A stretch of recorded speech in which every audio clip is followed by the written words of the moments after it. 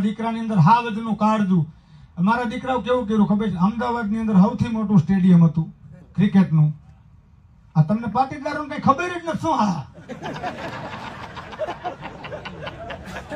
ચૂંટણી આવશે ને તમારા બે આગેવાનને બિહાર દે, તમે પાછા ઈને ઈ થવાના છો, મને ખબર જ છે. બરાબર છે તમારી વાત. હું ભાઈ ચોખ્ખો માણસ છું, તમે મને બિહાર જ બિહાર દો, હું સત્ય વિશે કહીશ. બરાબર છે.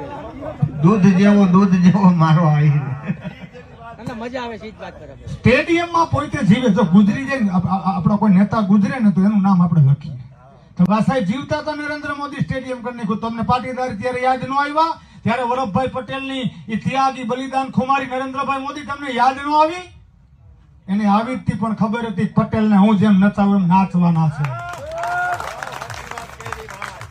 એને ખબર છે તમને લોકોને કેવી રીતે મૂર્ખ બનાવવા. ભૈણા જ છે તમારા બચલા ને મારા બચલા, બાકી આપણે હજી વાનમાં જ છે. ખાલી મતનું રાજકારણનો દાખલો આપું. સરદાર વલ્લભભાઈ પટેલ ખાલી ગુજરાતના નેતા હતા, ભારતના જોરથી એકવાર ગયો તો, અને 18 વર્ષના હતા ખાલી પટેલના. પાકી વાત છે. તા પુત્ર બિહાર કા નો મૂક્યું? બિહારમાં પટેલ નથી, માણસ નથી? ગંગાના કિનારે કેમ ન મૂક્યું? ગુજરાતના પાટીદારોને પોતાની પાસે રાખવા માટે મારીને તમારી ઘરેથી કુવાડા મંગાવ્યા, દાંતેડા મંગાવ્યા, તરીકમ મંગાવ્યા.